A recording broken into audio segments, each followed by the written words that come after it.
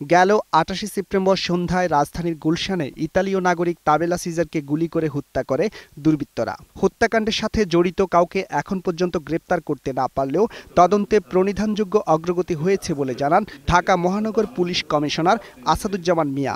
তিনি বলেন, এখন পর্যন্ত এর সাথে জঙ্গি সংশ্লিষ্টতা পাওয়া যায়নি। পশ্চিমা জনগণের স্বার্থ এখানে বিঘ্নিত হবে, তাদের নিরাপত্তা বিঘ্নিত হবে। এই ধোঁয়া তুলে যারা হীন স্বার্থ চরিতার্থ করতে চায় তারাই এই পরিকল্পিত ষড়যন্ত্রের মাধ্যমে ঘটনা ঘটিয়েছে। ইন্টারনেট, আইসিটি সহ আমরা বাস্তবতার নিরিখে যে সমস্ত তথ্যাদি পেয়েছি সেখানে জঙ্গি কার্যক্রমে ন্যূনতম কোনো সংশ্লিষ্টতা আমরা পাইনি। আর রাজধানীর বাড্ডায় নিজ বাসায় বিদ্যুৎ উন্নয়ন বোর্ডের সাবেক চেয়ারম্যান খিজির খানকে হত্যার বিষয়ে ডিএমপি কমিশনার বলেন, হত্যাকাণ্ডে সরাসরি জড়িত 2 জনকে গ্রেপ্তার করা হয়েছে। খিজির খানকে যারা মার্ডার করেছে তাদেরকে আমরা অ্যারেস্ট করেছি।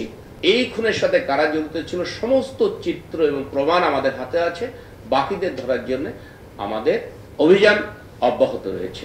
এদিকে খিজির হত্যা মামলার 2 আসামি তারিকুল ইসলাম মিঠু ও আলেক ব্যাপারীকে আদালতে হাজির করে পুলিশ 10 দিনের রিমান্ড চাইলে 3 দিনের রিমান্ড মঞ্জুর করে আদালত। যেহেতু এদের কাছ থেকে সে মালামাল উদ্ধার হয়েছে, চুরিকৃত আলামত, ছিনতাইকৃত আলামত উদ্ধার হয়েছে, সঠিকভাবে ইন্টারোগেশন করলে এই হত্যাকাণ্ডের ক্লু আমরা পেয়ে যাব।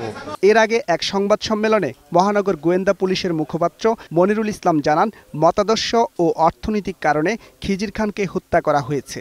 8 জন মোট অপারেশনে অংশগ্রহণ করেছিল। তথাপি এই তথ্য আমরা আসলে যাচাই বাছাই করব। এর বাইরে হয়তো নির্দেশদাতা অথবা এদের ধর্মীয় এদের গুরু মেন্টর আরও কেউ থাকতে পারে, সেটি আমরা হয়তো আরও সময় পেলে আমরা বিস্তারিত তদন্ত শেষে বলতে পারবো।